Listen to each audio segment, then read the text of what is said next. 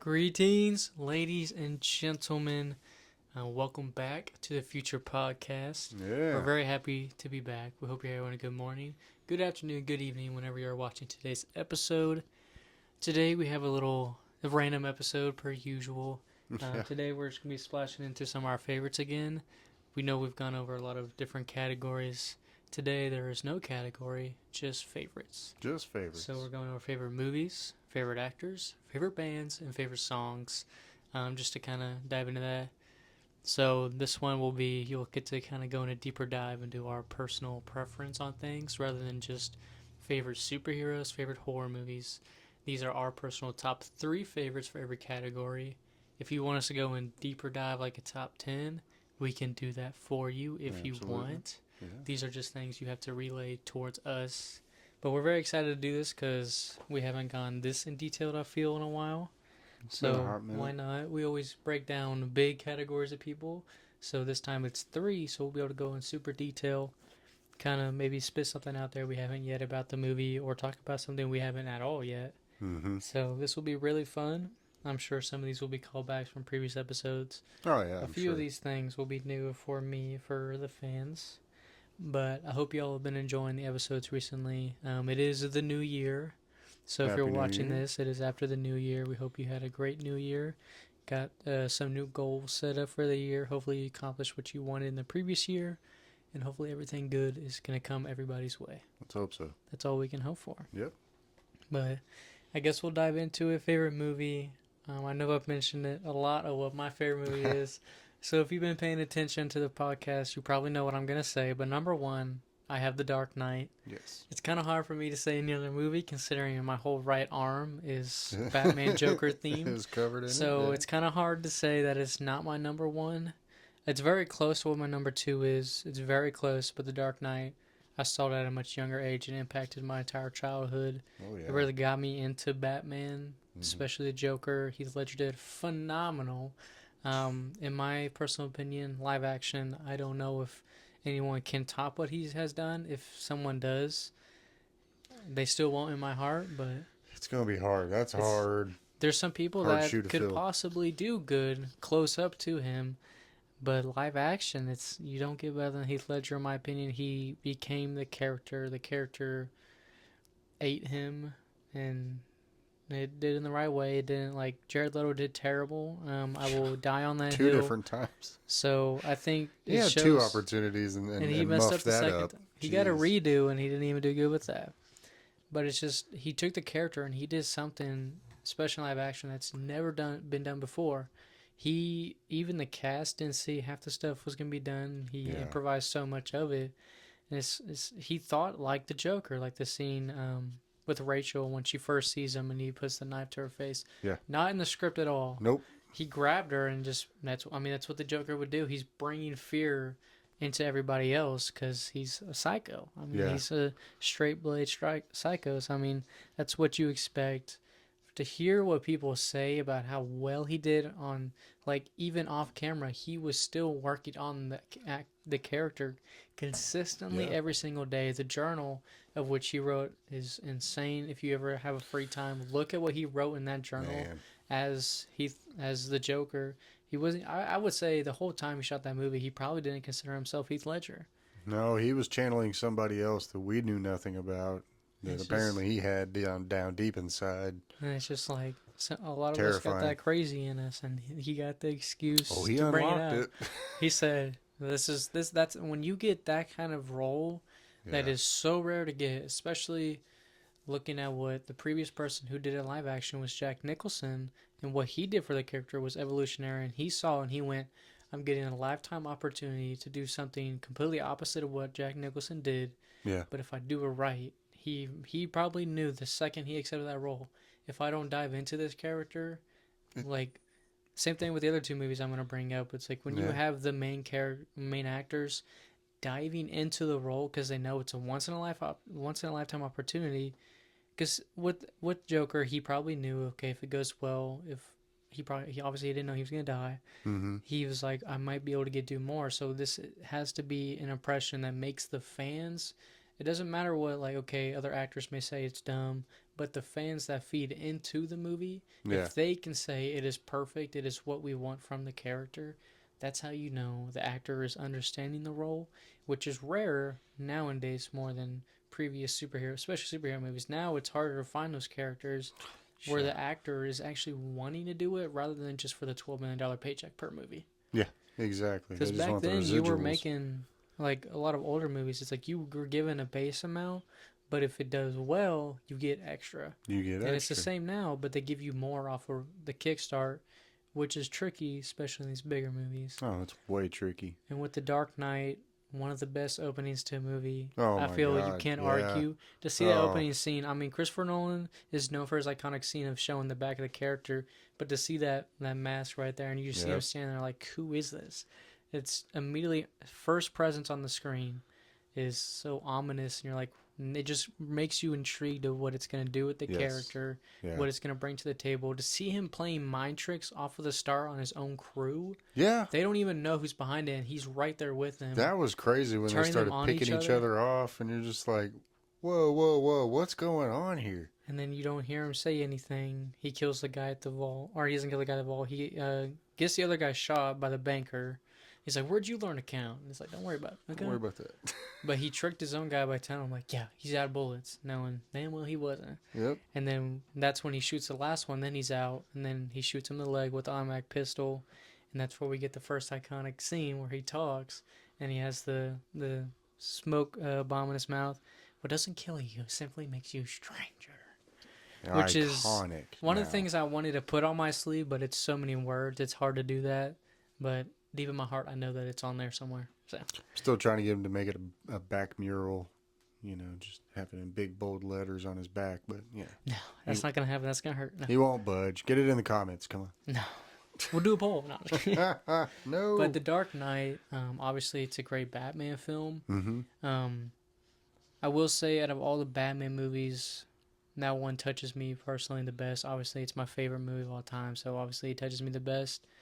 It's not the best superhero film, because that goes to Logan, I feel, without a doubt. Yeah. But this one, I feel, a lot of superhero movies, it's either you go straight to the comics or it's you're reinventing the character so much. And with Christopher Nolan, his directing style is so specific and so beautiful and amazing. Mm-hmm. He has such an amazing mind, and that's why I feel like when we talk about directors that wait so long to make movies, it's either the most beautiful thing or the worst thing possible. Yeah. And he does it beautiful every single movie. By the way, he announced he's doing another movie called Odyssey, based off of Odyssey, so I'm intrigued of who he casts in that and how he does that. So I'm sure in years' time, probably 2 years from now is when we'll get to see it, but Yeah. that'll be awesome to talk about when it comes out. But The Dark Knight, I mean, the whole Batman trilogy, he did such an amazing job of bringing such a beloved character almost to our level, but still better than the base citizen.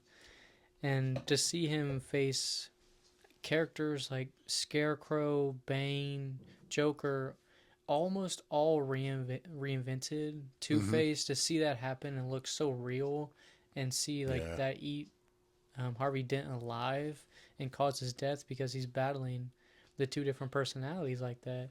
To see Joker turn normal people, his own crew, psychotic people, he's turning everybody on each other because he knows that so many people don't trust, let alone themselves, anybody else. Anybody, especially not in Gotham, apparently. And one of the scariest parts was whenever it's the two boats, Mm-hmm. and he's trying to make them kill each other. Yeah. And you see that where like it's like the most trustworthy people, which are normal citizens, just want to blow up the people in prison. But then you have like the biggest dude on the boat in prison's like, no, the big old dude with the messed up face and everything like that. Yeah. He's like, no, man, you don't gotta do that. Throws it out the window. It's insane just to see the amount of times where it makes you think throughout the movie. I mean, let alone it's in a beautiful, stunning movie. I love all the interactions that Joker has on camera. I mean, I love it when he walks in. You hear that first laugh he does. Oh man! And then he has this They're purple having a suit. meeting. Yeah. I want to see a magic trick. Make this pencil disappear. Just And slams it in his eye.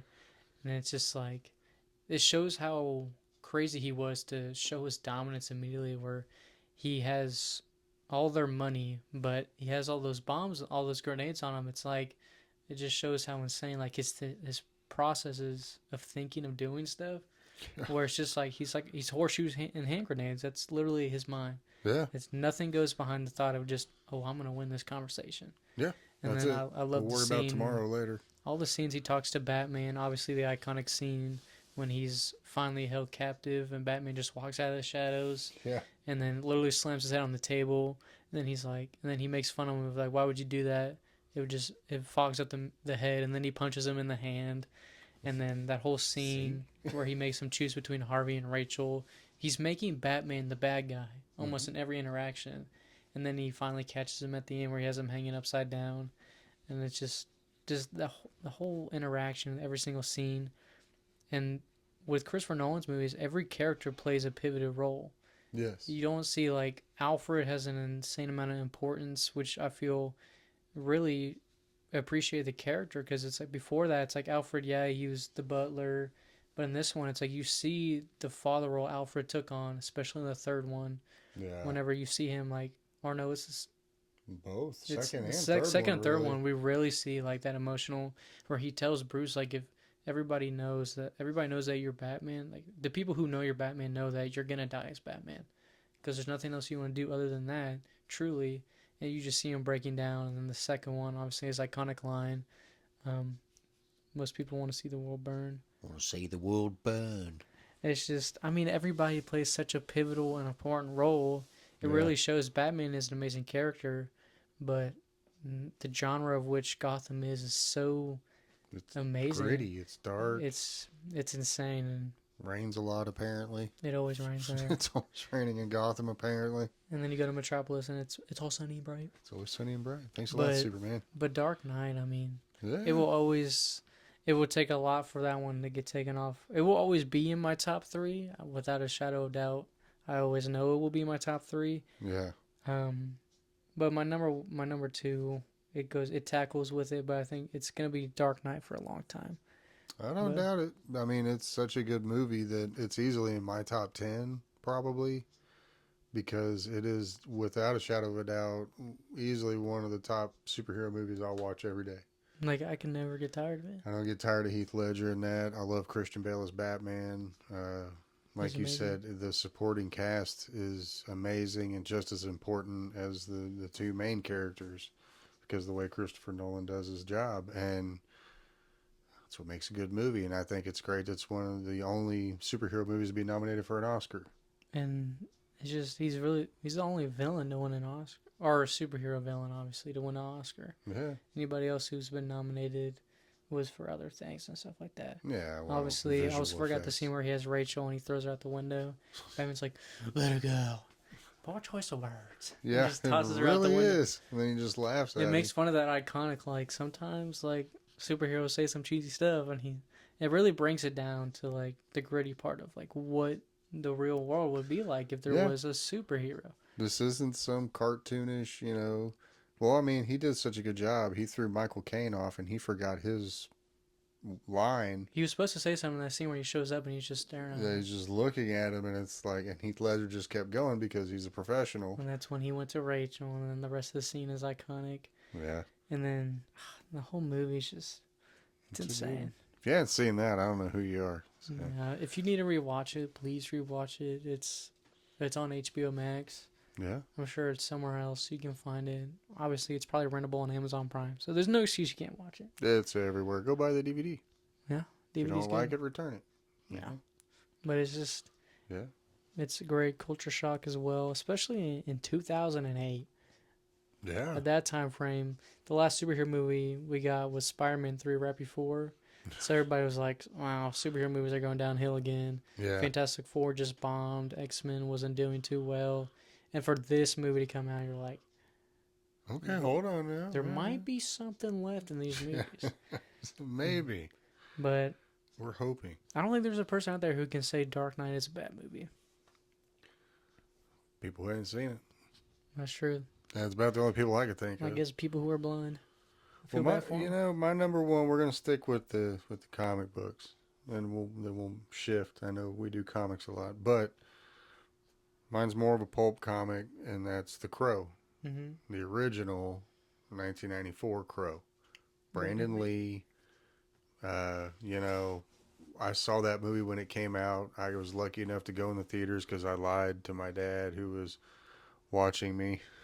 It was my weekend with him, and I lied to him and said, "No, it's PG." And he was like, "Okay." And we go in. Of course, it's not. It's rated R. And I got in trouble after the movie was over, but I got to go see it in the theaters, and I loved it. I fell in love, Is it an and amazing movie? not knowing at the time either that it was based on a comic because I was young. But just the movie itself is such a good movie. It hits everything. You have romance, Mm-hmm. okay, but you also have tragedy. You have action. The Revenge. You have revenge. You have a redemption story. You Mm-hmm. you have so many things going on, and it is the ultimate revenge story.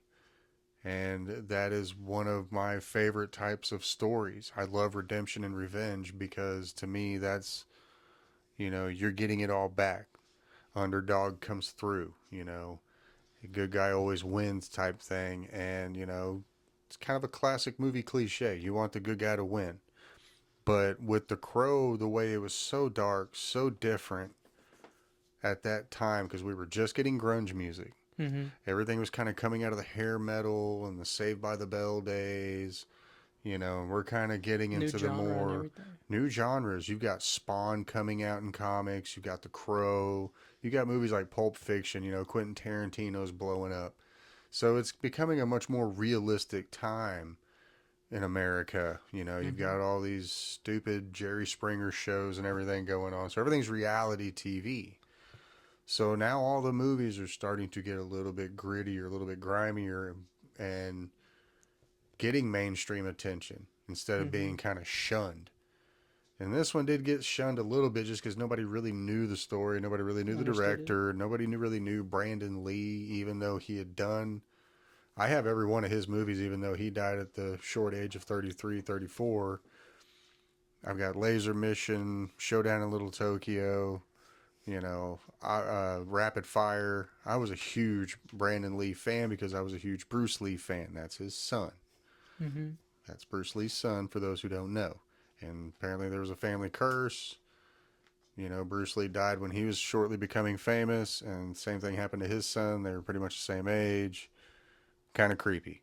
It's a Kind little of led insane. into the whole thing where I'm big into horror stuff and all that, so I kind of dug the fact that, there was that aura around it. And plus, I thought he gave one of the greatest performances of all time. I'm sorry.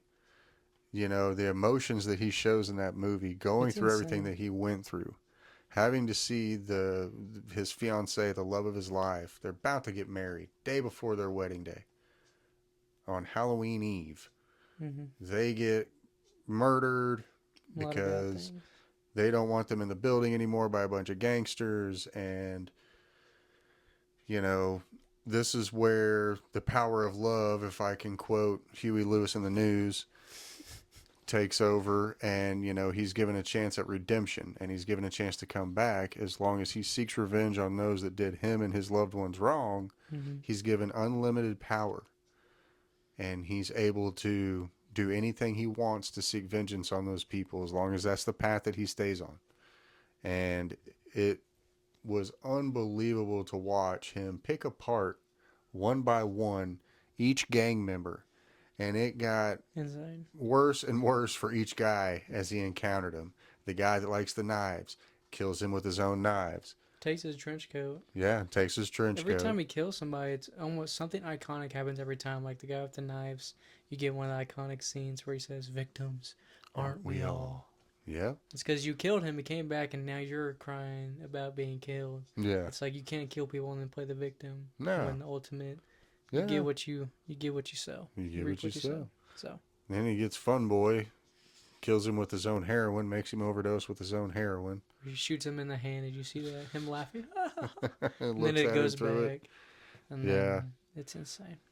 but it's just, it touches so many tones, and it's just so awesome. I love the way that it is shot. The cinematography is amazing in that Mm-hmm. movie.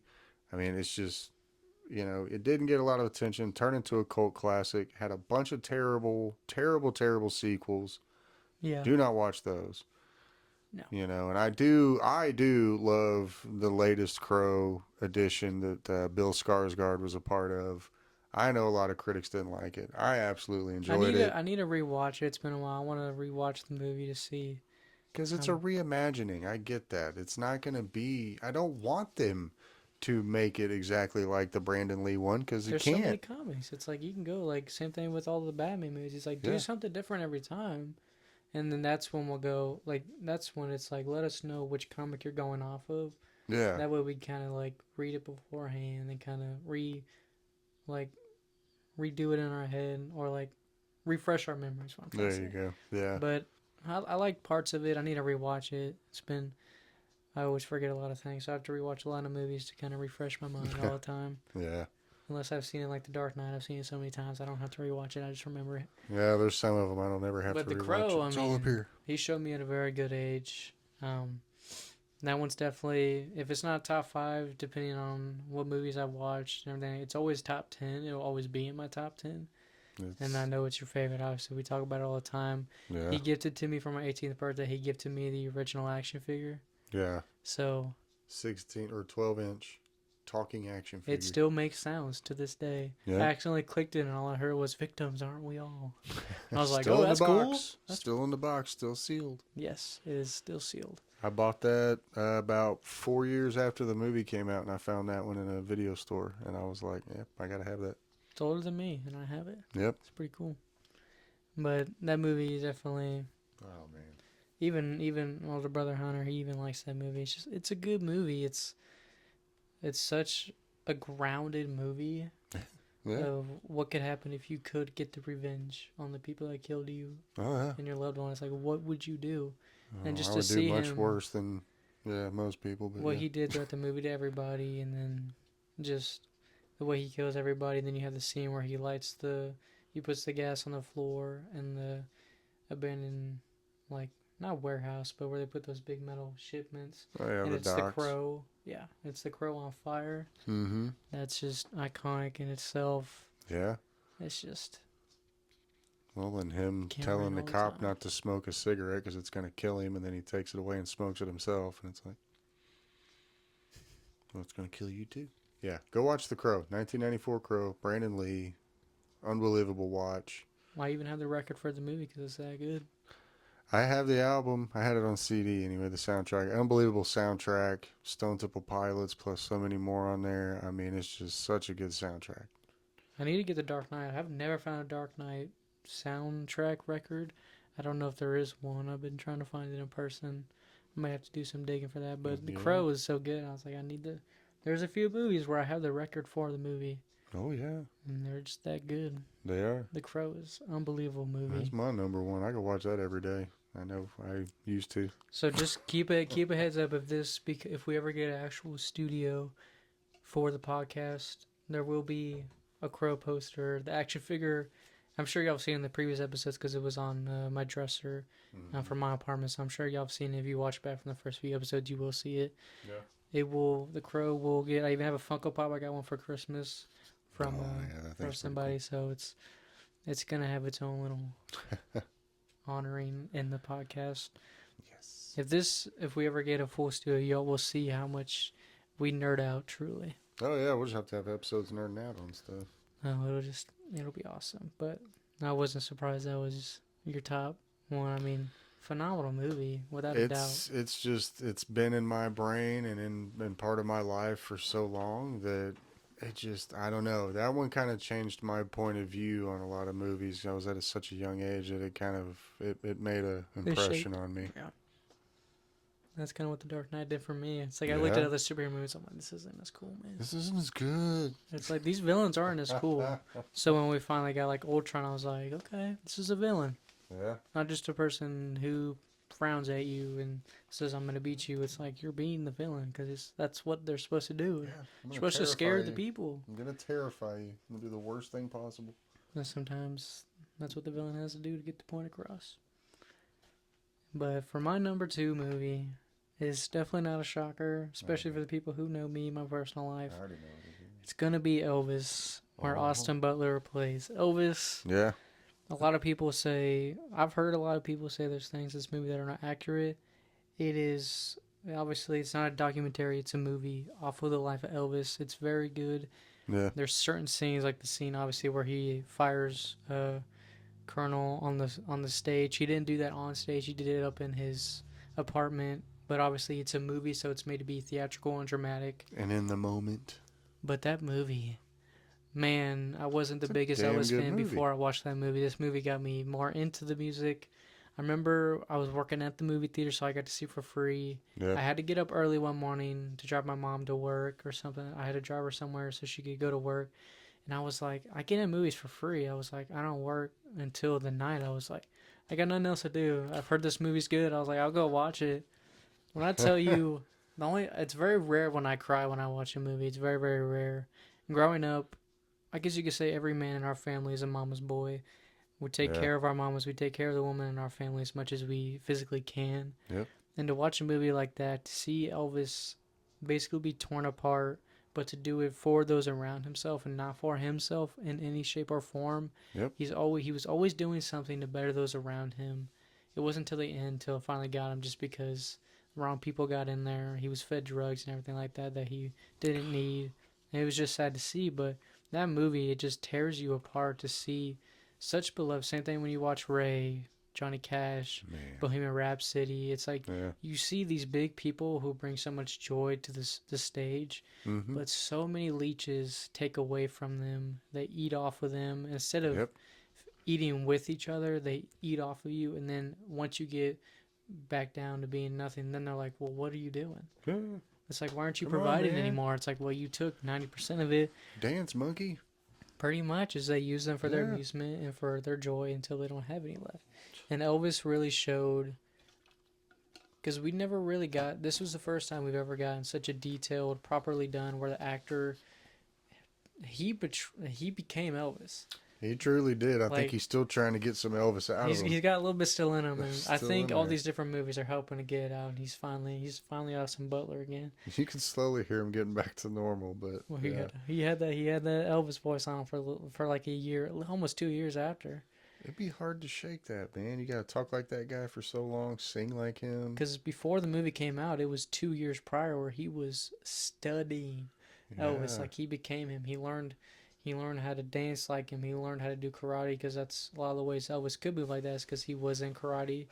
He was a Those Elvis 7-degree moves. black belt. So he became Elvis. He found recordings that were, it took him like months to recover, and then he would study that.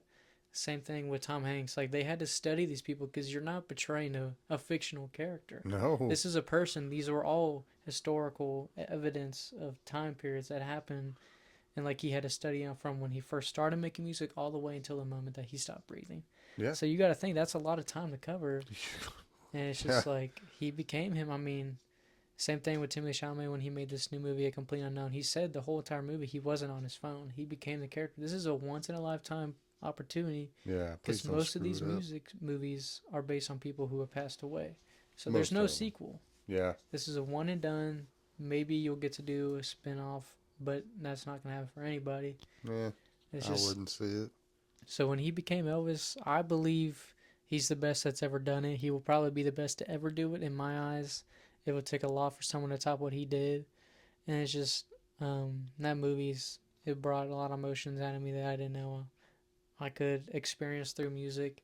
Yep. So when a lot of people ask me what music brings you to your safe place, 9 times out of 10 it's an Elvis song, Yeah. because it's everybody has that one artist that reaches a certain spot in their heart, and to me I found out it was Elvis. A lot of his songs are so good.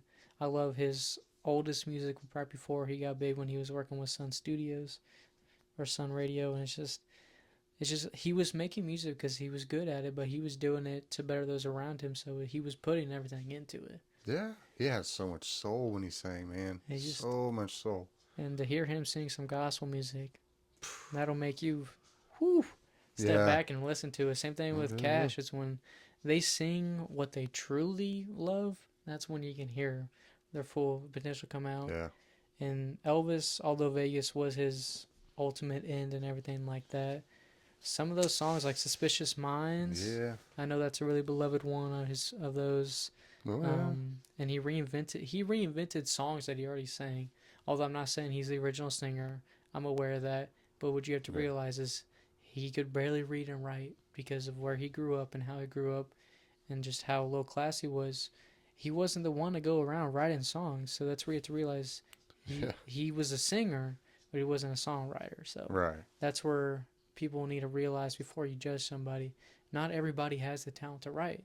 It's And not easy. it's the hard part, but he has such a beautiful soul and voice. It's like he sang those songs, and then he brought some of those songs to life that were dying Mm-hmm. off or weren't getting the recognition that they needed. And he was just singing. It's, a lot of people try to say he was stealing music. He was just singing music. He was You need just to understand the music industry too, that it's a community property when you write a song. yeah, There's very few people that own the rights to their catalog, that own the rights to the songs that they write. Once you mm-hmm. go to a studio with it, that studio owns the rights, and that studio can give that song to whoever they please. And if they want three people to release the song at the same time, they can do that. Exactly. So it's not stealing a song. Prince had an interview where he explained that very well. Yeah. And he was like, the music industry is very crooked. Nobody owns their music, no No, matter it's like what they say. the studio which you sign with owns it. Yep. And they'll use it and everything like that. But I could go. I mean, Elvis, I could talk about for hours and everything like that. It just Yeah. impacted my life at the right moment when, and that's especially when I was about to be 18. So I'm discovering becoming a grown man. What a better way than watch a story about a grown man who had to help out his whole family and everything. He did it for his family, not for himself. Yeah. He had such a beautiful soul, and just to see how many times people with great souls are used by such bad people, So many times. and it's sad to see that it goes around. It still happens to this day. Maybe not in such a But highlight as it did back then. nah, but it still happens. It And still it's happens, sad. unfortunately, Yeah, it's sad. and you don't want that for anybody. It's just sad to see that there's people like that. Like I say, like leeches is one way to describe it if you're trying to imagine it in a picture. Is they're literally sucking the blood. They literally sucked the life out of Elvis, and look, all those people who did it, where are they now? Yeah. Nowhere. They're nowhere. Nope. None of them. None of the obviously none of the band members because they were just there playing music. But you look at anybody else who had anything to do with him. Where did they go after he died? They just They went nowhere. continued to mooch off of his name until they got told they couldn't anymore, and then Yeah. they just. And Priscilla owns almost all the rights, Yeah, which she I does have now. some issues with that. For you to depart from him, and then after he dies, is you own half the stuff. You know, that's a whole discussion after that. Yeah, that's a whole nother ball of yarn there. But he went through a lot, and unfortunately, he did pass away too young, age of Way too young. 42, Yeah. and obviously, a bad way is when he died on the toilet. It's very unfortunate. Yeah, they Cardiac may. There's arrest. always that joke about it, but it's like, could have been worse. They could have, but we all know that he's singing that music up in heaven, so he's. No, apparently he's not dead. You didn't hear? I mean, by now he would be. He's a preacher. You haven't seen those No. videos? I heard the rumors of like Yeah, I forget the guy's name, Bob or something. they But say he kind of sounds like him, and he's almost the same age. I'm like, for the health he was at, they said if he was alive, it would be like he would be like in way worse conditions now, just because of sure. what they did to him, like the detox they would have to do, the medical procedures. It's like by now he probably would be, not necessarily on his deathbed, but he would be struggling. He'd probably be on a dialysis machine and he'd be hooked up to something, and it'd be, At that point, it's you know. like, do I want to be here? But if you haven't watched Elvis with Austin Butler in a while, go That's watch a good it. one. I really enjoyed it. I will say, the Priscilla movie they made afterwards, I never watched it. Blanking on what his name is, I did Elvis after him. Did terrible. I think a lot of people are blanking on that guy. Yeah, whatever his name is, he was in a Euphoria or whatever. But It took a lot of balls to try a year after, I know, and as successful as Elvis did, and as successful as Austin Butler to take away all was, moments. and it's like, do you really think you're going to try to ride the coattails on that and be successful? That's insane. And really compare to it? I mean, come on. No one talks about it. Also, I'm gonna say he was robbed of that Oscar. He deserved that Oscar Yes. more than Brendan Fraser. And I will die on that hill. I will go out fighting with two arms swinging. Brendan Fraser, very thankful he finally got to bring back to Hollywood. Yeah. But at the end of the day, I He didn't put as mean, much into the character as Austin Butler did, and he did such a phenomenal thing for not only just the character but for his career to show how much he cared. yes. And what I love, every time he did a speech, he always at the very end would thank Elvis. Yeah. It's like you can't thank anybody else really, because that's the guy that gave you the opportunity. This is beautiful soul that gave us something to remember him by, and I got to improve on the legacy. It's like, yeah, he's thankful because look what it's given him. And One of my favorite little details is the last thing I'll say is the way he got the job is they were going through a bunch of different options because Baz Lutheran, however you say his last name, he was going through a lot of options because this is a big choice. Who's playing Elvis Presley? yeah, And Austin Butler, his mom passed away when he was young, so it's very similar to Elvis. He woke up from a nightmare, and he said this in an interview or something, but he woke up from a nightmare, and he just shot up. He put on a bathrobe, he put up his phone, and he was at a piano, and he just started singing Unchained Melody, and that's how he got the wow, role. And then obviously they did the scene where he sings "All Right," and that's how he ultimately got the roles because they wanted to make sure he could still like. That was the first test screen where he had the pink suit on, yeah, and that's the first thing that went on the internet. I remember everybody seeing that and going, "This like, dude can. wow, He's playing. He's being yeah, Elvis. he is Elvis. He's not acting. He's embodying Elvis." And it's Yeah, just like I love when actors say like when they take on a role, they can tell that like sometimes it's not them playing the actor. It's the real person is almost like portraying themselves. yes. And I'll describe that more in my next movie on here, how, like kind of what I mean. But Elvis is so phenomenal. Well, that's what Jim Carrey said happened to him in Man on the Moon when he played Andy Kaufman. You become the character. He became Andy Kaufman. And I agree. I think Austin Butler, I'll stand on the hill with you. We'll fight you fuckers off. We will. I will say Austin Butler got robbed from the Oscar. I love Brendan Fraser. I think he's a great actor. But You what put Austin Butler did is not even close to being easy to do. no. It This man mimicked such a unique human being that people thought he was Elvis. they thought, yeah. I mean, the way he would move his face, his body, the way he sang, the way he danced, everything he did, like it embodied that. And I'm sorry, to me, that is much more impressive than putting on a fat suit Being depressed. and crying on a couch a lot for 2 hours. I didn't even watch the whale because it's like it's not. I'm sorry. I didn't watch it either. You can call me a hypocrite if you'd like, but I don't care to watch someone betraying, being big, and crying the whole time. Like I get the messages he's trying to replenish a relationship with his daughter, right. but I mean it's not as like people have already not forgotten, but they remember Elvis more. Yes. I think they did it because they probably thought. I think it's because he's so young. They didn't. They thought if they gave him the Oscar that like they probably thought he was gonna grow an ego, but he deserved it. He truly did. He truly did. He worked his ass off, and I'm telling you, every single, musical biopic, not document, but biopic that you can name, I truly think, Elvis, because of what he did, Mhm. is up there with Ray. Mhm. I put Walk the Line beneath them only because I know Joaquin Phoenix, really trained hard and did very well on that. Mhm. He did But I good. just don't think he matched the vocal abilities as well as Jamie Foxx and Austin Butler did. No. And I'm sorry, I'm a method actor guy. I truly am. Brendan Fraser, you're not a method actor, you're a good actor. But I have never seen you completely engross yourself for years at a time to perfect something Mhm. just for one film and really throw it all out there. And that's where it's like, I really really do wish he'd have gotten it, because I was not, I mean, I liked Elvis growing up. After I watched that movie, I was a bigger Elvis fan because And it's an hearing me play it a appreciation lot. you have for, yeah, well, yeah, that didn't help.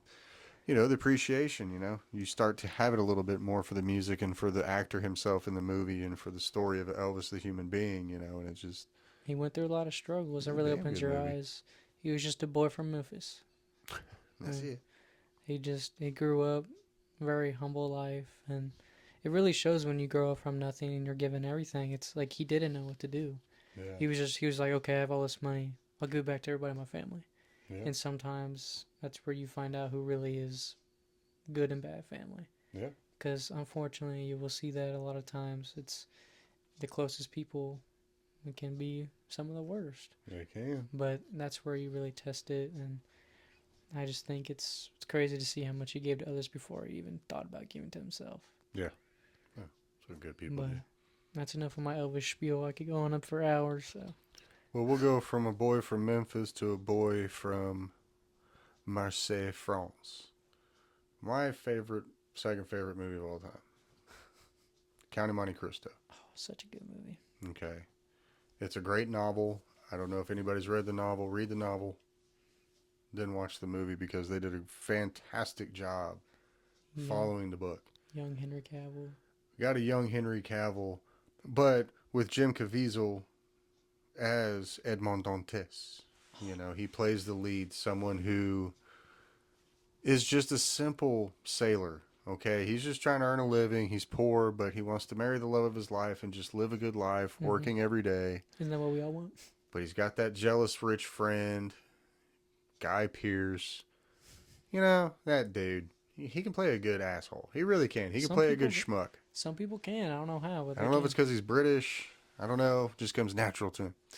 But, you know, and he's just jealous of him. And they go on another, you know, outing, as sailors do. Mm-hmm. Come across the fact that they get stranded on Elbas Island, which is where they, through Napoleon Bonaparte, exiled him. Mm-hmm. Ran into him. Napoleon gives him a letter. I need you to get this back to the mainland. Well, Edmond Dantes is an idiot. He's very trusting. He's not intelligent. He doesn't really know how to read and write. Yeah, he's just a basic sailor. You know, this is way back in the days, man. And his friend is jealous because Napoleon didn't want to talk to him. So what does he do? As soon as they get back to land, he turns him over to the police. They get him for treason. And back in those days, that's all you had to do. There was no court system. There was no judge and jury. It was, they said you were going against the king or queen, so we're just going to lock you up in this chamber for the rest of your life and just beat the crap out of you every day until you die. Which is what they did.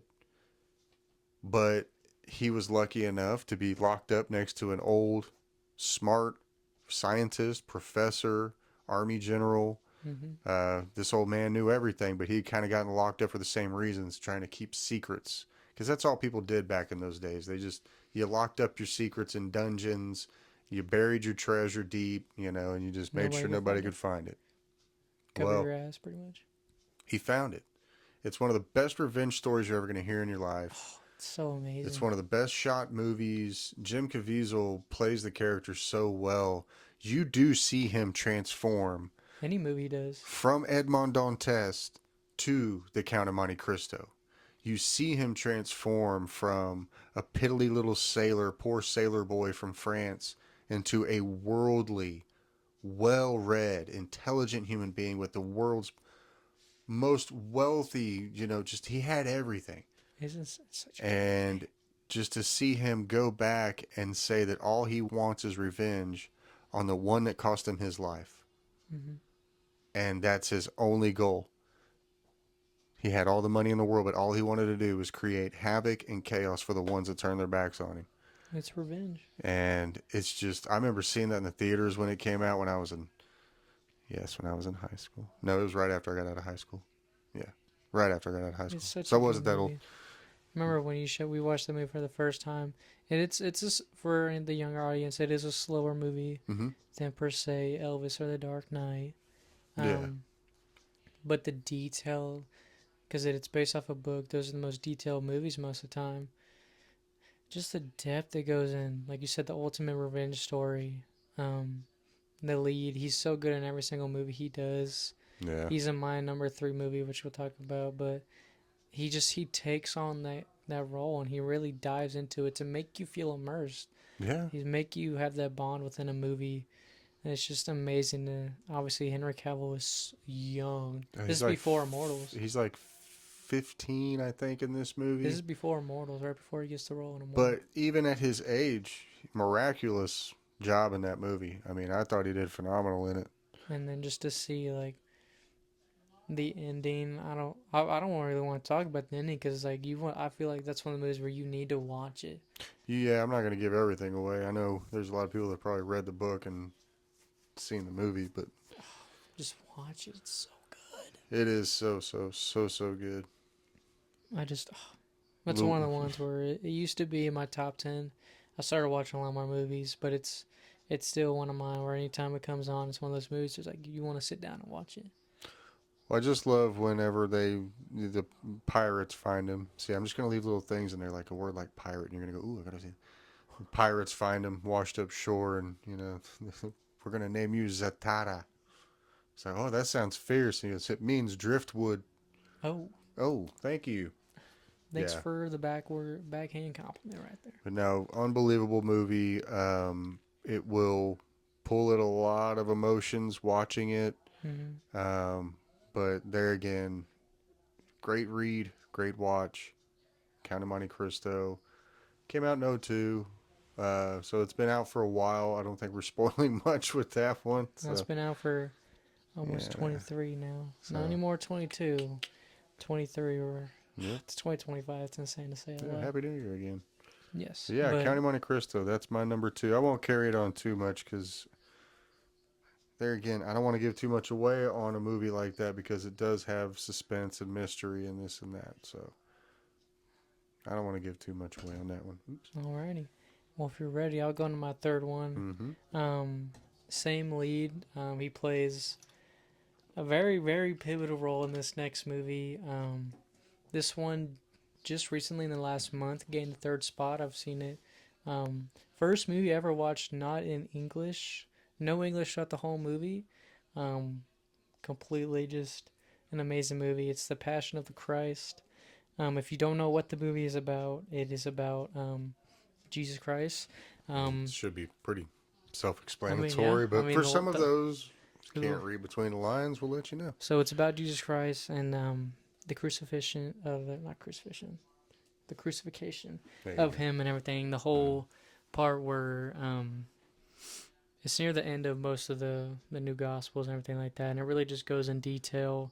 And he took on the role of Jesus, and I just love if you haven't seen the movie, just watch his interviews of when he talks about how the movie was, what he went through, the part where he's on the cross, obviously because everybody knows what happens to Jesus Christ. When he's on there, he explains um, in detail what he went through. At one point, his left arm came out of his socket and he dislocated his whole shoulder. He accidentally bit a hole in his tongue a couple scenes before they did that. He had hypothermia. Probably hypothermia. Yeah, so he Yeah. got that. He was very cold, and of course, Mm-hmm. the one day that they shoot the scene where they stood the cross up, it was the windiest day in record of where they were. So, um, it was a test. Go figure. But what I love that he did Probably trying to is tell them something on the set, like you shouldn't be doing this. it's like it's getting windy up here, man. But a lot of the people say most of that movie, when you hear interviews about after the fact, they always say a lot of the times. Then if you after I watched the interviews, I look back at the scenes and I agree. A lot of the scenes where he's talking to people like a one-on-one conversation in the movie, most times they're like, yeah, that wasn't the actor.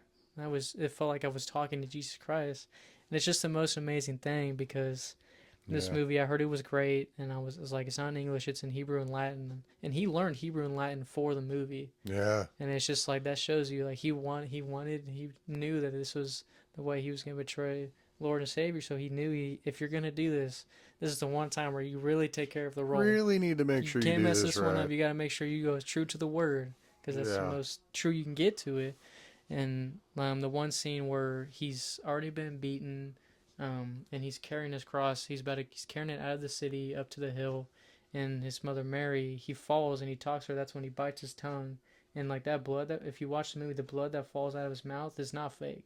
Like it's dark, so it's like that's when I heard that before I watched the movie, and to see like that, oh, it was a lot of blood too. Yeah. And he said whenever like he talked to her, that wasn't really him speaking. And when the right before they put him on the cross, he said he prayed. He's like, I don't want them to see me. I want them to see you, Jesus, because he's like, I'm betraying you this is the pain you went through at the ultimately, like the reason he went through that pain is why we're all here, is so we're saved and everything like that. So I know there's probably a few people out there who aren't religious, who don't believe in it. I'm not gonna force y'all to watch it. It's completely up to you. That's why we have free will. Yeah. Is you enjoy what you You can enjoy. choose what you want to watch or not. Exactly. But I watched this a couple days after I was truly saved and everything like that, and I knew it's like this would just bring me closer to Christ. So I watched it. One of the few movies that's truly brought me to tears, just to see what they truly did to him off of just they didn't have any evidence to do the crucifixion, anything like that. They just thought he was a false prophet, Yep. but he was doing everything out of the kindness of his heart. It really shows how much Jesus Christ really loved people, and he went through that pain for a reason. And one of the most iconic scenes is obviously everybody knows there's two thieves that get crucified with him when the whole crucifying happens. And one of the thieves says, "If you're truly the Son of God, why are you up here? Why can't you just walk down and free all of us?" But then the other one looks at him and says, "How dare you say that in front of Jesus Christ?" And the second thief looks at Jesus and asks, "Whenever you go to the kingdom of heaven, don't forget me." It's like he told the other thief. The thief talked to the other thief and said, "We're up here for a reason," and everything like that. And Okay. Jesus did it for a reason. But it's a great movie. It truly touches the heart. It's obviously pulls some strings when you watch it because it's a Well, yeah. very sad real Mel story. Gibson did a good job with that one. Mel Gibson, yeah, he directed that one, and everything like that. It led to Angel Studios, which does a lot of great movies, Mm-hmm. like The Sound of Freedom. That's a really good one that he also was the main lead in. Yeah. Phenomenal that one. That one came out last year. That one will pull some strings on your heart and make you really not like It's gonna make you angry too. In not some like the parts. government in some parts, but Yeah. It might make you angry. if you do believe in Jesus and God and everything like that, if you really want to take a step forward and you want to feel the presence more, if I say rightly, um, if you want to do it, it's on the only way you can find it is if you purchase it. Um, I know that Fox News has an app, and I did a free trial. And that's how I watched it. I'm still looking for it on DVD because I collect DVDs, as y'all know, and it Yeah. is hard to find. So I'm probably just gonna have to order it off Amazon if they put it in stock soon. But that one's my number three. That one will always be in my top three. I feel, unless. And the craziest thing is the way they portrayed the whole scene of when he got beat is the most accurate, but it's still not close enough to how it really was. Yeah. And it shows you how bad they beat him, but Yeah, because they can only show so much. yeah, they did a lot. But if you want to see the true story, then I would say watch it. But that's my top three of my movies. Is definitely those three have had an impact on my life very, very much. Yeah.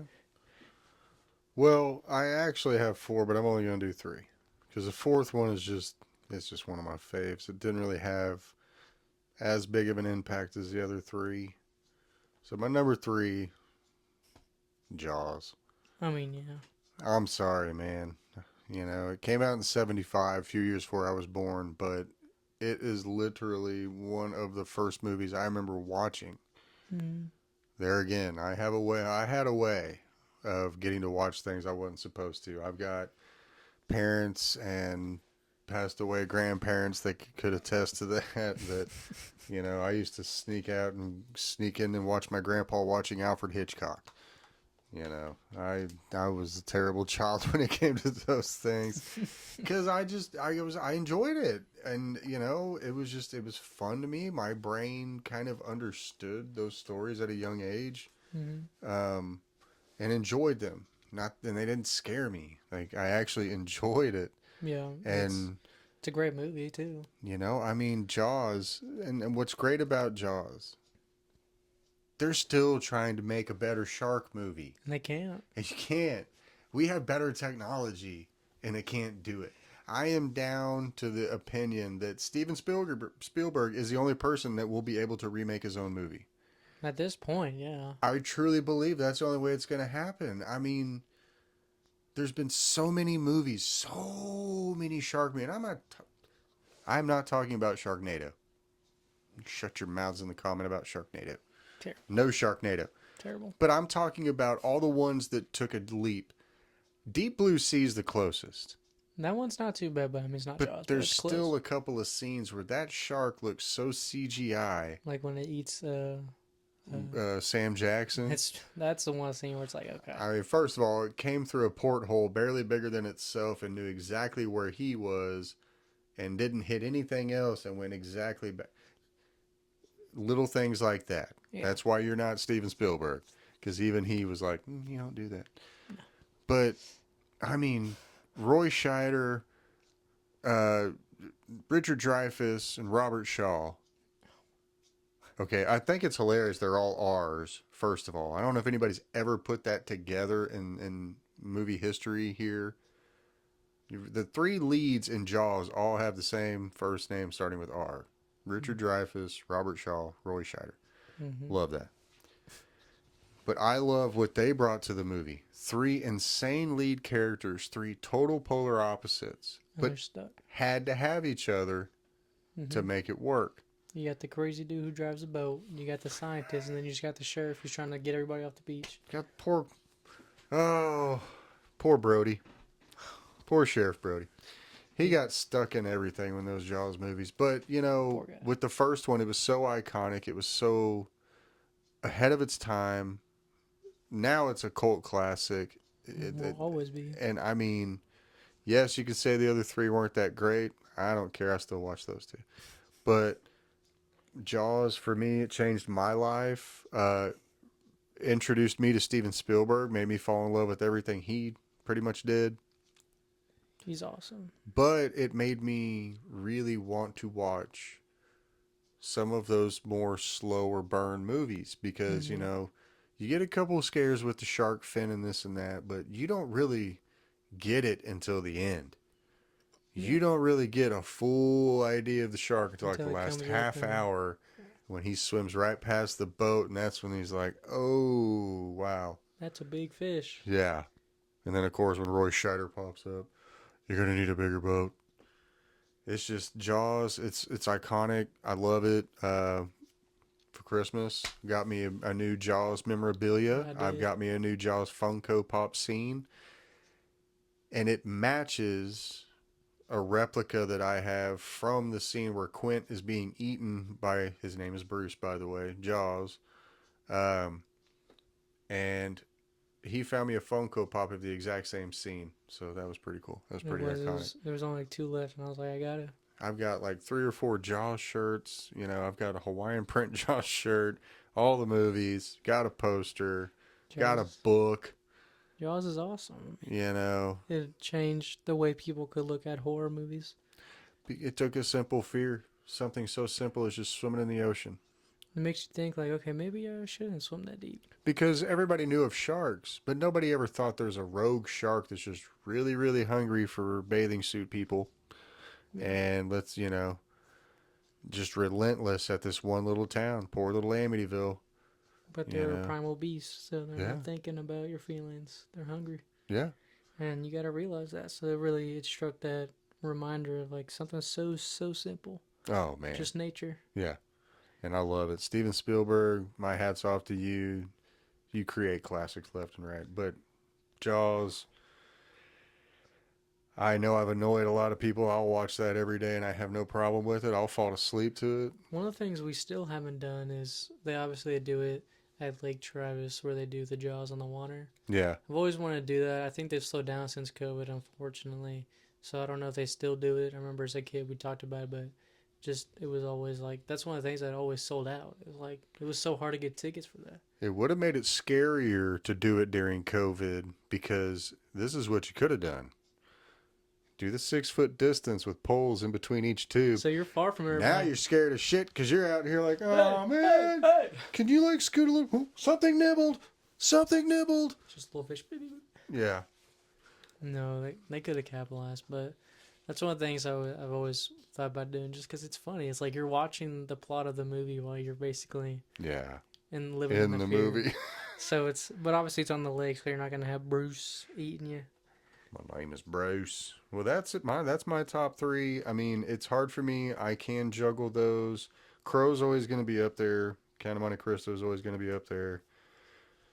I won't go into it. My number 4 was Fight Club, just because Jeez Louise, when that came out in '99, that sent me in a whole nother way of watching movies. We got to do an episode on like the biggest plot twist. Yeah, because that's one That's of them. one of That's them. why I love it. We look at both of our top threes, like mine, Dark Knight, Elvis, The Passion of the Christ. They're all so different. But that's what's great because that There's so means many different you got movies. an open mind. That means you're willing to give things a chance. And That's literally all my you know, personality. It's like all my factors and who I am. It's literally all three. Now that I'm saying it out loud, it's like, wow, that makes sense. that's me in a nutshell. Superheroes, music, and the Lords. I mean, hey, there you Well, go. we did top 3 movies. We're gonna do top 3 actors. This one we won't go into. We've gone into these. I mean, I know I have previously, so we'll just kind of refresher on why they're our favorites. Yeah, we'll just go over a quick few. We don't have to, yeah, like you said, we won't go into great detail, but just rattle off a few like our favorite movies they've done real quick kind of thing. So my number one, I don't feel like I have a number. Actors, it's hard to put number one at top. I just lump them in the top 3 tied kind of Right thing. now, they change a lot. They will. Just the first person I'm gonna mention will always be in my top three, just because the iconic his childhood, my childhood, hopefully my kid's childhood is gonna be Jim Carrey. Yeah. I mean, every movie he's done. I mean, you Literally. have The Mask, Dumb and Dumber, Ace Ventura's. Ace Ventura. Even the Sonic movies, he has a few scenes that are a little funny in those. Everything he's touched in the movies is just so iconic. I mean, all of his In Living Color moments where he makes fun of Vanilla Ice and he kicks his shoe. He's all trying to catch it. It's just Jim Carrey is so phenomenal. Obviously, The Grinch. We talked about that on Christmas. Yeah. But it's just he becomes the character and he's so comfortable. He like what he does with his face and it's like. Yes Man, that one's super funny. Especially he's riding the dirt bike and this thing comes out and he's butt naked. It's like, really, dude? And he has too much Red Bull. Red Bull. You ever had Red Bull? Red Bull. I love Red Bull. It's so good. Red Bull. Red Bull. Red Bull. And then that whole movie, and then you have Bruce Almighty. That one's pretty good. That was pretty iconic. That one's like one of his movies where he started doing a little bit more serious. And then you have what's the one where he did was a really sad one. I still haven't watched it because I know it's really sad. It's The Eternal Sunshine. Oh yeah, Eternal Sunshine of the Spotless Mind. Yeah, I've heard that one is the only reason I haven't watched that is because I heard it's a really sad movie. It's really slow, really sad. I don't know what platform it's on too. I got it on DVD if you want to borrow it. I don't know if I want my brain and heart I to own break. every Jim Carrey movie. So yeah. And 42 is also a really good one. Which one? 42, right? Or no, it's Number 23. number 23. I get my numbers mixed up. You want to be afraid of Jim Carrey? Now that one makes you go. Watch what number 23. It's like, That's well, that'll be up there on that mind twist movie. Oh, yeah. Yeah, we'll Jim put Carrey's that on that up list. there. I also have Brad Pitt up there just because he has a lot of iconic roles. Any Quentin Tarantino movie's part of. Obviously Fight Club, iconic character that's never gonna be forgotten. Tyler Durden. And then I like him the most out of all the Quentin Tarantinos. I like him the most in Inglourious Bastards. Gorlami. Gorlami. Say that one more time for me. Gorlami. I think everybody loves him in that one. It's just amazing. I mean, it's one of those where it's like, even Mr. or Mrs. Smith, he has a few scenes in that where it's funny every now and then. Yeah. And now he's just having fun, like with the Bullet Train. I love him in that. He's so funny in that one. He's having fun for where sure. he's like he's playing in the action role where he's supposed to be like the cool spy, but he's like the older like hippie kind of spy. He's like well man, don't gotta punch me. Just please don't hit the face. I love the spoiler or not the spoiler, the bloopers where it's the quiet train. The old lady's like. She's like, go eat a bag of dicks, and then he literally cracks up, and it just shows like he's having fun with it at this point. Yeah. He's done his serious dramatic roles in his young career. Yeah, and he might eventually get back to it one day, but It's gonna be a while.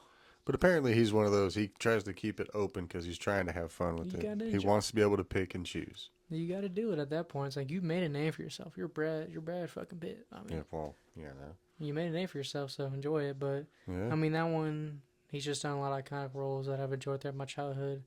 And my number 3 tends to flesh out just depending on current time. Right now, obviously, it's Austin Butler. All the recent movies, he hasn't had a miss. I feel like he's done good in everything he's done, which is hard to say at the age he is. You have Elvis. I've enjoyed Bike Riders, whatever people say. I enjoy motorcycles. That's a good movie. I enjoy motorcycles. My dream is to have a cruiser one day for like weekend trips, and that movie just really shows the start of bike riding and what it really did for America, I guess, in a way. Yeah. And I love the ending to that one. It's really cool just to hear him. He hears the bikes going. It's like that little bit of him is like, I'll never forget that. Nope. He's supposed to not be riding bikes anymore, but he hears them. He's like, that's I a think nice I want bike. to go ride one. And then in Dune Yeah. 2, he's phenomenal in that movie. He just looks creepy, but He's yeah. just a great bad guy. He plays a psychopath. So I think he's got 1 or 2 more movies coming up soon. One, I know he's gonna be like a lot of like, it's not like a spy movie, but he's gonna be like in the CIA or something. And then who knows what, he's got a lot of time. So I'm interested to see what he does in the future. He's got time on his belt, and he's got a good record so far. I've been impressed. Well, my number one, he's my go-to, mainly because we're pretty much the same age. Leonardo DiCaprio. Because I'm going to sit there and say, name a bad movie. And I'll wait because it's going to take you a while. So go ahead and I start almost looking. put him on mine. I knew you would. You know, first and foremost, one of the youngest actors to be nominated for an Oscar off of What's Eating Gilbert Grape. For someone to be able to play somebody that's on the spectrum as well as he did. Did you hear how he did that? Like how he like decided how to do the role? It was so awesome to hear him talk about that in an interview. Well, and he did such a good job in still being respectful Mm-hmm. and trying to make people understand the way that those kind of people think and how they really do see the world. They're so innocent. They are. They don't mean to do what they're doing. They don't know any better. And then, and you see how patient Johnny Depp is, and he did a great job in it. Mm-hmm. And, such a good movie. But above all, then you go into Basketball Diaries. Oh my. Romeo and Juliet. Yep. Titanic. Man in the Iron Mask. Amazing. The Beach. Mm-hmm. Gangs of New York. Yes. Departed. Yes. Shutter Island. Shutter Island. That's gonna be on Mind Twist episode. Yeah. We won't talk about it too much now because it defeats the purpose. But when we get to that, that's gonna be all. That's gonna be fun to talk about. That's a good one. He's got some. Oh my. And I'm sorry, one of my favorite roles he's ever played is in Django. He did what he was supposed to. He did perfect. But you have other, like when he finally got his Oscar for The Revenant, almost killed himself to make a movie. Yeah, Leonardo DiCaprio is very underrated. I know people, no, what do you mean he's underrated? No, he is under fucking rated. Okay? He's top tier. He should have more Oscars than a lot of other people, in my opinion. He's got some top tier movies. I mean, he never misses. Wolf of Wall Street. Iconic. Tell me when I'm wrong about any of this. Yeah. Mm-hmm. Thank you, McConaughey. That whole scene's just funny. It's just what's your masturbation numbers? Once or twice, you gotta pump the numbers up 3 times a day. Well, I just mentioned him a minute ago. Number 2, I gotta go with my boy Johnny Depp. I mean, yeah. Again, look at the stats. I grew up on him. I still think one of the best movies he ever did was Nightmare on Elm Street. Just saying. That's a good way to he start. He got sucked into a bed and got blown out as a big blood volcano. I think that's pretty cool. A lot more blood than the show, but it was. But amazing. after that, his career starts to skyrocket, and it still is. I mean, he's amazing. Edward Scissorhands. What's Eating Gilbert Grape? Yeah. Fear and Loathing in Las Vegas. Yeah. If you've never seen Fear and Loathing in Las Vegas, you've never seen a good Johnny Depp film. I need to rewatch it. The Ninth Gate, Sleepy Hollow. Sleepy Hollow is a good one. Blow. Yeah. Based on reality. Mm-hmm. All the Pirates movies. Are you kidding me? Those are just fun. Those are awesome. His scabies keep getting better. Captain Jack. That's Oi! Oi! Just iconic, that character. If you want to see one of the best Peter Pan movies of all time, Finding Neverland. It'll make you cry, too. That's a hard one, yeah. One of the best musicals ever to be made. Sweeney Todd. Demon Barber of Fleet Street. Really good movie. Surprised really me when dark. you first watched it. Dark Shadows. Loved it. Johnny showing his funny side again. Once Upon a Time in Mexico. Oh, yeah, that one's awesome. Secret Window. Showing the scary side of Johnny Depp. Few people know the scary side of Johnny Depp. That'll be on. Amber Turd thought she knew the scary side of him, but turned out she was the one pooping in the bed. That was one we can include on the big twist. That one. What, Amber Turd? No, not Amber Turd. Nobody saw that one coming. Her dog got stepped on a bee, so. Yeah. Okay. Secret Window will be good. I want to put on that. Yeah, but that is a good one. That's an underrated Johnny Depp movie for sure. My number 3, and I know I may have left some of those off. I'm naming my favorite movies from them. You got to keep that in mind. These are our favorites. Settle down over there. Calm down, Haas. My number 3, and I'm going to find a lot of people are not going to be able to disagree with this. He's probably one of the best actors of all time, definitely his generation. Daniel Day-Lewis. Oh yeah, oh yeah. I knew you probably. I was surprised you'd have him. Yeah. 2 movies alone, but I'm going to save them for last because that's my 2 bugaboos. I'll watch them every day, and it irritates people because they're like 3 hours long each. But I'll watch him with you. I don't mind. But him and Lincoln, Oh yeah. wow. You're playing Abraham Lincoln. He still did amazing. You thought Abraham Lincoln came back to life, and He looked he like is. you. You look at it, and he literally fits the role. He did. Last of the Mohicans. Oh my God. Oh yeah, I need to watch this. Such a good movie. This man lived off the land for over 6 months before they started filming so that he could learn to live like a Native American. When you think of method actor, I always think of Daniel Day-Lewis. He is the go-to for that. He totally dives in. He was in Gandhi. Yeah. You know, he didn't play Gandhi. No. I said he was in Gandhi. Yeah, he make didn't sure fit you that role. make sure you hear that right. But the last 2 I'm going to name of his. I know he did others, but the last 2 of his, Gangs of New York, Phenomenal with Leo too. Those two side by side. playing Bill the Butcher. Are you kidding me? And Leo and Martin Scorsese had to beg him because he was cobbling shoes in Italy in some village in the mountains. I'm not making this crap up. No internet, no nothing. Nothing. And they had to fly over there, talk to him to fly over, and then get him to do the. Yeah, try to find that interview. But my favorite movie he's done, and I think it is such a great movie, There Will Be Blood. My favorite of his. When he plays Daniel Plainview, you don't see Daniel Day-Lewis anymore. I've abandoned my boy. There's your milkshake. And I drink it up. Yeah, It's Daniel gone. Day-Lewis, man. I hope he's not retired. I know he probably is. I would like to see him do maybe just one more. I'm interested. He's got perfect movies under his belt. It's like, what does he do from what he's done? Like, what else can he? That's probably why. And that's how he sees it. But you never know. I mean, look at Hugh Jackman. He said he was never going to do Wolverine again, and he did it pretty well. thank you very much, Ryan Reynolds. We made sure that happened anyway. It's So, like, yeah. what movie do you? It's like, it's gonna be obviously it's gonna be a serious movie. It's all he does, and that's his category. It's like, where do you go? And I'm sure as soon as it comes out opening day, we'll be there watching it. But it's like, Oh yeah. I'm interested to see like who he works with, what movie he does, and just how amazing it's gonna be. Amazing, whatever it is. Yep, absolutely. But But that's my top 3. He just method acts to the best of his ability. Oh, he reinvented that all for himself. It's just amazing. Perfect. But Well- now we'll step out of Hollywood and we'll step into the music industry real quick. Ruh-roh.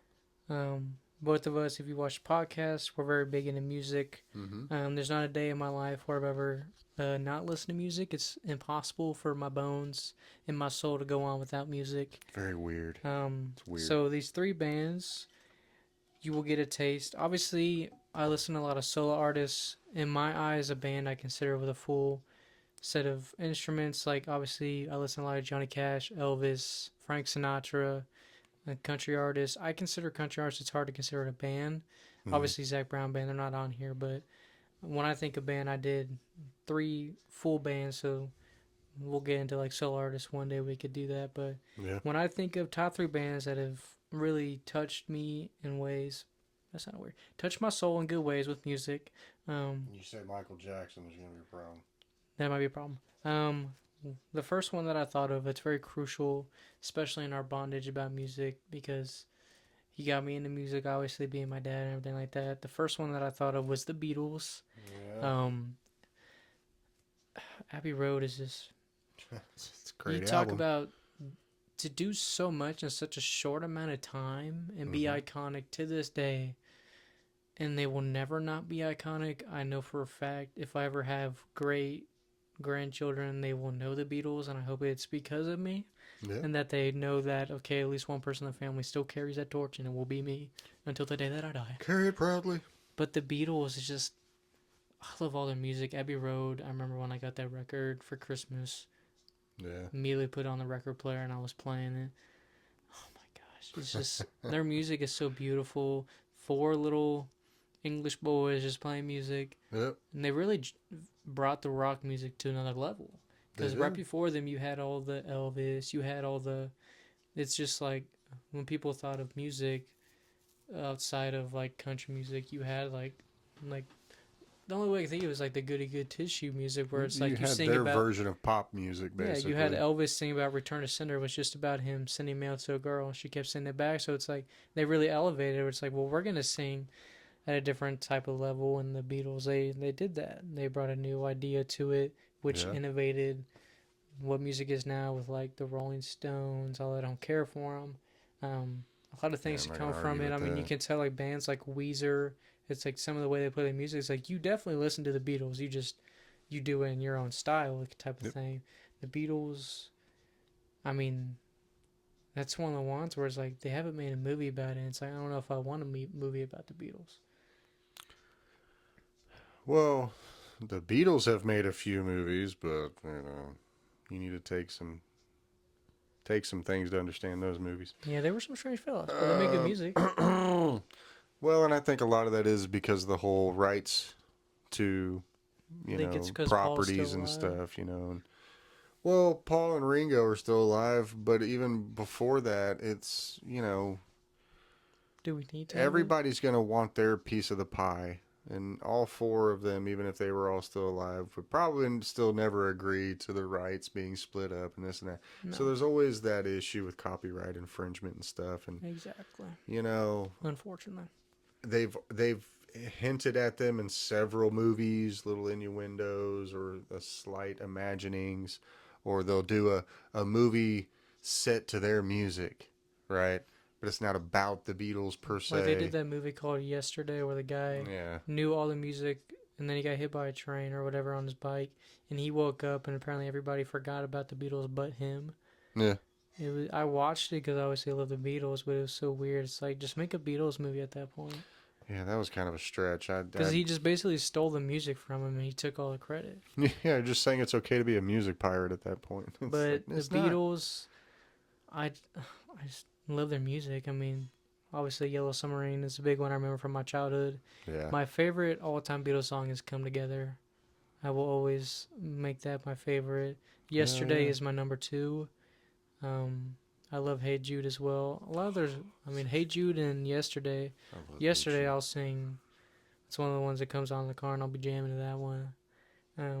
Another band that I love from my childhood, which complete opposite of the Beatles.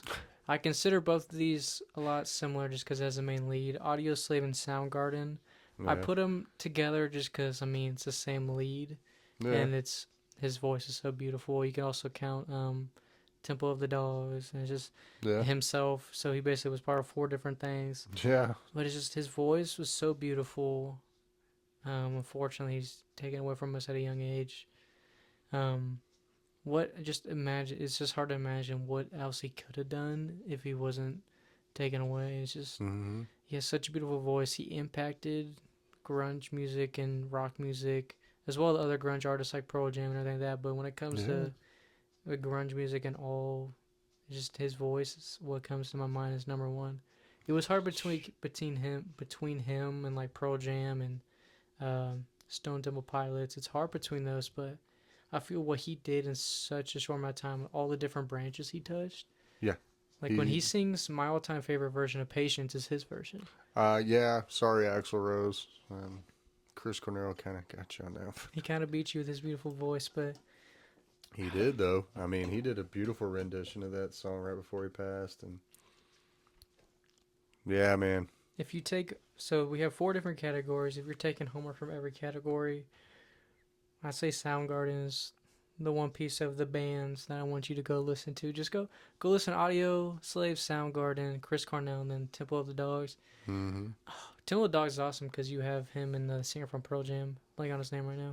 Eddie Vedder. Yeah, Eddie. Yeah. Him and such good music. I could go on for forever and ever, but definitely that impacted my childhood, especially in high school. One of the Yeah. funny things is, out of all the people who were fake rock music listeners in high school, although I've been doing it since the day I could listen to music, none of them still, even after being a fake music listener to rock and grunge, no one knew who Audio Slave or Soundgarden really was. They all knew Yeah. Pearl Jam because obviously you have a live. Well, yeah. So everybody knew a Pearl Jam. They got more radio time. But when I told people, they're like, I'll be like, yeah, I listen to grunge and rock, and they're like, ooh, what do you listen to? I'm like, yeah, Audio Slave Soundgarden. Like, who? I'm like, yeah, you're not real. No. You listen to the top artists, like, okay, everybody knows Nirvana. You're not cool Yeah, because you listen to Nirvana. you It's like listen to they're the good. first ones that pop up. Nirvana's pretty good, but you want to dig deep in them files. Stone Temple Pilots. Now a lot of people my age are getting into it. Been listening to it since I was in the 6th grade, so I'm just better, I guess. They're But just better. and then that's my last one. I changed this right before the episode started because I remembered it. I blanked on when I was writing the list. But a very impactful band. It is the only boy band, if you would say, that I listen to, and that's Boys to Men. Yep. Grew up. Both my parents love Boys to Men, so I was very blessed. I remember it's a very funny story of how I realized that I listened to older music than my age. Is I was in 3rd grade, and one of my teachers asked, she was just talking to me in line, and she was like, what kind of music do you listen to? I was like, right now, Boys to Men. It's kind of weird to hear an 8th grader, especially in my time of frame. That's when like everybody was like Justin Bieber was big and everything like that. Yeah. So for hear me in 3rd grade go, yeah, I like Boys to Men. I really liked him. She was like, what? How She do was you just know them? She's like, what? I was like, yeah, Boys to Men. I mean, I've talked about it before, obviously with family, but one of my best memories in high school is me and my best friend. We were in wrestling together almost every day in the locker room when we're getting ready after the period. Always singing Boys to Men or some sort of fun song. I remember the first time we started singing Boys to Men, Coach looks at us from around the corner and goes, how do you know that music? And we were singing it. The two of us were singing in that Because of locker my room. dad. It's like, yeah, we were just raised right. Yeah. But that's what brought my bond closer to. He's not really a friend. He's a brother now. He's basically been adopted by the family. Yep. It's my But 3rd son. the two of us, Boys to Men, is just anytime that comes on. I mean, we jam. So Can't nobody touch them, dude. I don't consider them a boy band. They're just good music. they're just a great, You know? soul food right there. All time favorite song is gonna be "Mama" by Boyz II Men. Yeah. If you want to cry to a song, if you want a song to touch your soul in every right place, that one. It's so hard to say goodbye to yesterday. I mean, come on. That's just they were so good at singing, and you could tell that they wanted to do it because they knew that they had a God-given gift to sing. It's like we're gonna sing what we want to sing. Yeah. Obviously, they started with 4, they eventually went to 3 because one of them just had issues. Yeah, But be a then, dickhead, but whatever. but that's one of the records I've been looking for. I cannot find it in physical records. I feel it's better to buy in person because you don't want to take the risk of getting broken. I got it on CD still. Yeah, that's not fair. He's older than me. It's not fair. Might have it on cassette somewhere. You might. Oh, I should have said that out loud. That's terrible. That's giving away a lot. But Boys to Men, either Soundgarden or that, Boys to Men probably is more well known just because of how iconic they were. Oh, yeah. They stood out in the crowd. Oh, shit, yeah, they did. In They that were time good artists. frame, it's just like They were good artists, man. End of the Road is also a good one. That one'll make you cry. You know? Cooley High Harmony was one of my favorite albums when I was in school. Bended on Knees. Yeah, on Bended Knee. Help me love to you. Like you want. But that's my top 3 bands. 3 completely different bands. Obviously, I like a lot of different solo artists, but that would be another episode we could do. Oh, mine are a lot different. I'm sure we listen to a lot of diverse music. We do. My favorite band of all time, just because I never get time. Pink Floyd. Yeah, I figured the crowd knew you were mentioning that. Sorry, it is what it is. I was raised by hippies, so there you go. Yeah, deal with it. No, but it's something I hold near because my dad, God rest him, he introduced me to Pink Floyd. He introduced me to a lot of music I listened to, and would talk to me about why it's good music. He would explain to me, and he would, try to make me realize, this is why this band is a little bit better than this band, or if oh, you like that? Okay, listen to this. It's an upgrade. He opened my eyes to so many different types of rock music that I listened to all of it. And then he fed it to me, my older brother, and just feed the garbage right back down. To think about how awesome Pink Floyd is, probably me and Hunter, the only 2 kids of our time, to be going to baseball when we're not even in middle school, yeah, and we're listening to Pink Floyd or Pearl Jam on the way. Yeah. Most kids will say they listen to Creed. Obviously, everybody listens to Creed because they were on the radio. But to be listening to Pink Floyd at such a young age, it's just like, then you hear the music they're like a lot of kids listen to. You're like, this is crap, dude. Yeah. It's like you're at an advantage almost. It's like you got the good music before the bad, Yeah. and it's just like it definitely changes your taste in music whenever new music comes out. Because I'll hear it, I'm like, clearly they're just throwing a bunch of random tracks together, and not actually trying. No, they But don't try. There's no effort anymore. One, the fact that they don't write everything. Like with Pink Floyd, like if oh, you ever watch the videos noises, of them in the studio, how hands on everything was just them twisting knobs, making noises. that's music. But wish you were here, comfortably numb. Like Mm, some of the best songs ever. Those are gonna be played at my funeral. yes. Number two band, just because when they came out, it was just at the right time for me where I was in my life. Slipknot. Mm-hmm.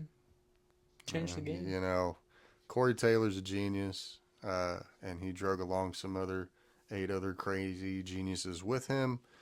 Uh, but I mean, for my generation, when they came out, it hit the right amount of anger for the chip on our shoulder Mm-hmm. from having the generation before us tell us we weren't going to amount to shit. And that puts a chip on your shoulder and it creates a little bit of animosity and anger. And we were a very pent up, angry generation being told to be good little boys and girls. And you need to sit here and listen to your grunge. That's hard enough. You don't need anything else harder. Being told what you can and cannot do. And then you have Corey Taylor and Slipknot screaming at you into your face. And it's like, oh. Their debut album is insane. Still my favorite of theirs. I still love that album. Every song on it. Every song, Spit It Out and Wait and Bleed, still my favorites off that one, just because they hold a little special place in my heart. We'll talk about that another time. Before I forget, Duality, Eyeless, like just Duality is one of my favorites. oh man, I mean Slipknot, they're priceless, and the fact that Corey Taylor broke off into two bands and made one of my other favorite bands of all time in Stone Sour just shows you how really just talented he is. And Slipknot, you want a good workout? That's some good workout music, I tell you. Yeah, Slipknot's debut album. Just start the track, listen to it. There's your 2 hours worth of workout right there. It'll put you in a mood. Yeah, you're going to want to pump a lot of iron. I tell you, especially first time working out in 7th grade. Yeah. Dad was like, listen to this, it'll get you pumped up. This will get you moving. Then pull-ups were nothing. Tell you what. But number 3, I'm cheating. He said it had to be a band, not a solo artist. But I contest that it was during the big band era. Mm-hmm. I'm still going to say Frank Sinatra. I'll give it to you just because. Only because he was so influential on me due to my grandfather, but just understanding another form of music and appreciating another way of, singing and hearing it. But he sang with an orchestra pretty much all the time. Oh, yeah. So I can see why. But I couldn't help it. It was kind of a paying of respects, because there again at a point in my life, learning something new and just, yeah, Frank Sinatra, man. That one, I won't go to his catalog. Everybody knows his catalog, One of the best to ever do it. But Frank Sinatra, man, he rounds off my top 3. Just to give you, Fly Me to the Moon, that one just alone is better than what most people do in their career. Fly Me to the Moon, yeah. My all-time fave still, That's Life. Oh, classic. That's my song, man. I can't get over that. One of my favorite records is he got me the Ultimate Sinatra record 2 years ago. It's just all his songs. It's like, yeah, no matter what. It's like same thing with Elvis, Johnny Cash, all those older musicians. Like you can toss on the record. They were so good, you never think, well, I don't want to hear that song. Yeah. You want to hear it because every time you listen to it, you find something else. You're like, didn't hear him say that note last time. Yeah. It's like, I didn't hear him hit that last time. It's like, that makes it even better. Yeah. And it's just like... You're always going to hear something else. Just to see him go up there, just like, almost like nonchalant. He's just standing up there and he's just sitting there saying to you. Just screaming at you, really. Oh, Frank Sinatra. Yeah, I thought we were still on Slipknot. No. Yeah, we're on Frank Sinatra. Frank Sinatra, no. Oh, he made it look effortless. It was aggravating to watch. Beautiful voice. It's like, man, it's basically like bragging, but he's just good at it. It's like he's not trying to be like a show off, but you're just so good at it. Old blue eyes. Same thing with Johnny Cash and Elvis. It's like some people just have the talent for it. They do. They're meant to do it. And it's just like beautiful souls. Beautiful. But that shows you how diverse our music is. And to end it off, we'll go over our 3 favorite songs. Yeah. Um, my 3 are pretty random when you look at them next to each other. Yeah, mine too. But there's the beautiful thing about music. There's a billion different types of songs. Yeah. My number 1, who would have thunk? It's an Elvis song. What? It's my only Elvis song in the top What? 3, so I won't. I know. Shocker, right? Whoa. No way. But my favorite Elvis song of all time, and I know a lot of people will say there's so much better ones out there, but when I first heard this song was when I watched the movie. It was If I Can Dream, and to see him put that emotion in that song that Elvis put, and then I watched the actual like part of the special after I got out of the movie just to see the emotion and to find out how like he truly wanted to sing that song because of what happened in real life. He was trying to let people know, and then just that song is so beautiful. You can tell he sings it from his soul. It's my favorite one to sing along to. It's obviously my favorite song of all time. Mm-hmm. It's just to hear him sing "If I Can Dream" for the first time. Truly, I was just like, "This is a musician. Yeah. This isn't just somebody getting paid to sing. This is somebody singing from the soul to other people to connect to their soul to really let them know like what's going on." And it's just to hear him sing like we deserve so much better, but we all go through so much. We deserve greatness with birds flying around, with flowers growing, but we don't always get that. That's what he was getting along, and obviously he didn't write it, but when he reimagined it, to the fact that that's the reason the special kept going. The special was about to go down. They're like, okay, we're not making any money, and then he completely flipped, didn't tell anybody, and he changed it to that. If I Can Dream, and even in the movie, you see everybody in the studio going, "This is amazing." Like he just, and that's what kickstarted everything back up. It brought his career back up. That's why it's one of my favorites because it brought everything around the world. Yeah. My second favorite is a Randy Travis song. It's Three Wooden Crosses. It was between that and Walked on Water. Those are my 2 favorite by him. But Three Wooden Crosses is such a great message when you listen to it. It's an unskippable song. There are very, very few of those in the vast music world. There are certain songs where it's almost like it's impossible to skip them. And that to me is one of them just because of the message it gives to you. Yeah. That the reason maybe we're still here is to still deliver our purpose and everything like that. And that's the ultimate aim of the message that some people have already done what they're supposed to, but the reason we're still here is we're still working to do that. Yeah. And I love that song. If you haven't heard Three Wooden Crosses, it'll make you sit there and be like, dang. Dude. It'll make you think. It'll make you sure. think. Your brain will be thunking. My number 3, my 3, 4, and 5 spot change a lot just because I listen to so much different music. But in my current state, what I've listened to lately, it is a Wyatt Flores song. He's very new. It's the song "Angels Over You," and it really explains that there's always certain people in your life that will bring you up, especially in the really hard times.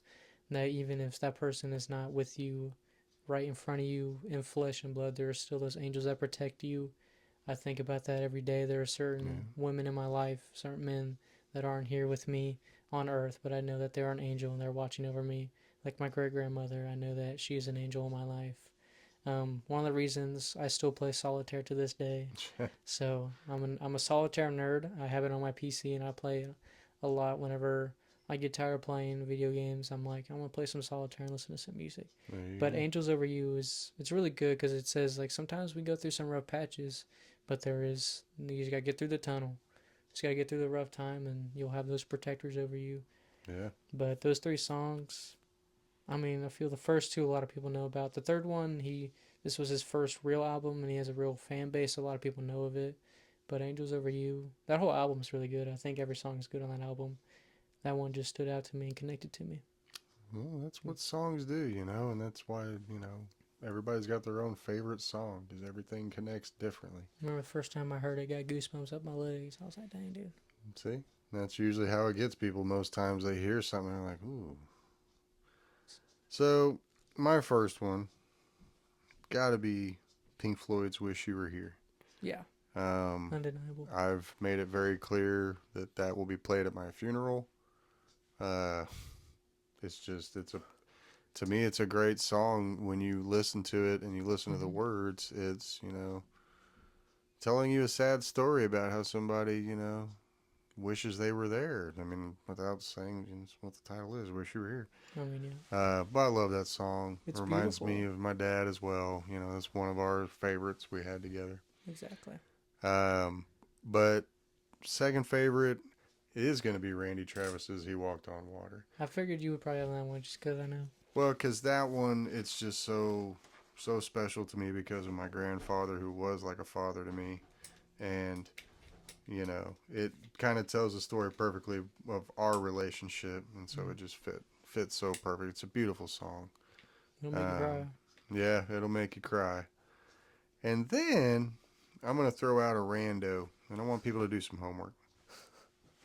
This one became a favorite of mine, just like he said. Randomly heard it, Mm-hmm. got goosebumps, play it all the time. I've kind of named it my daughter's song. Slash and Kyle and Miles Kennedy singing "Starlight." I If didn't know you you've would put never that on heard there. them do Guitar Center sessions, all acoustic set, Slash on an acoustic guitar, that right there should sell you that when this is over, go watch it. Yes. Miles Kennedy, very underrated vocalist, uh, great frontman. Very But they good. wrote a song together called "Starlight," Mm-hmm. and It's I love beautiful. that song. It's a beautiful song, beautiful lyrics, beautiful guitar playing, and it's just I can listen to it all day, every day. Never get tired of it. I know I So kill people good. when I start singing with it, but just It's yeah, man. beautiful. Starlight. I've got a song for each of my kids. You know, he's got Arms Wide Open with Creed. Hunter's is we won't say that. I'm just kidding. But no, it's just God, something about Miles Kennedy's vocals on that one. Especially the acoustic version. It's so The beautiful. way Slash plays his guitar. It's amazing. I've I have. often said it. I've already got 3 kids. You can take my left nut if I can just play like guitar like Slash. Yeah. I got what you needed. You reproduced. I'll give it up. I just want to be able to play the guitar like that man. I have a little. I just thought of a little bonus song that we can both consider one of. I feel like it's probably one of your favorites, just because when I first heard it, it was a bonding moment between us. But More Than Words. Yeah. That was the first time I had a sit down conversation where he explained to me how music works. Mm-hmm. And I'm in the process of getting. I finally got my old acoustic guitar out of storage. I never learned how to play acoustic guitar, but I want to get a restring. I want to learn that song for a reason, because it's such a beautiful song. But if you want more homework, because you gotta do your homework, Yeah. More Than Words is just By Extreme. by Extreme, yes. Yeah. But just to hear just one acoustic guitar and two vocals. Yep. Just like And that's it. Starlight, it's just this when music is simple, that's when it's the best because it's raw, Yeah. it's straight to the point. But That's when you see real talent, by the way. that's when you'll know, yeah. Who can actually sing or not. But Starlight is a phenomenal song. It's really good. There is an electric version, but I think acoustic's better. Because Acoustic's much better. it fits the vocals a lot more. Yeah, find the acoustic version from the Guitar Center sessions. That's when I miss those Guitar Center sessions. They used to be really cool. They were really good. And then they got crappy, but that's okay. Yeah. They started listening to all them fake rock people nowadays. Yeah. But that is the conclusion of this episode of the Future Podcast. This one was fun. Yeah. I bet y'all enjoyed. That's not even the deepest our brains. Our brains are. We could pick our brains for hours. We're going to get some more free time soon. We're going to start doing these really in depth. Yeah. We I like might doing that. start doing longer episodes rather than 2 a week. If y'all want us to do like a long episode and picking our brains, we have no problem with doing that. Yeah. We have so many just thoughts to spit out to y'all. I don't think y'all understand how much we can talk. And if y'all want any kind of content from us, we don't mind doing it. More ideas. It's more for y'all to see, Yeah. for us to connect and become a community. So if you enjoy this, feel free to like, comment, subscribe. You don't have to. We're not going to force you. If you like what you see, feel free to share it. We want to reach as many people just to kind of make a community of people who just enjoy movies, music, and life, and just be humble. We're not here to sell you and make millions of dollars off you. That's not what we're doing. Nope. We're here to build a community who just loves things in life and wants to talk about it. Yeah. But that's going to be it for this episode. I hope everybody has a good rest of their morning, their afternoon, a good rest of their evening. And we'll see you on the next episode. Peace.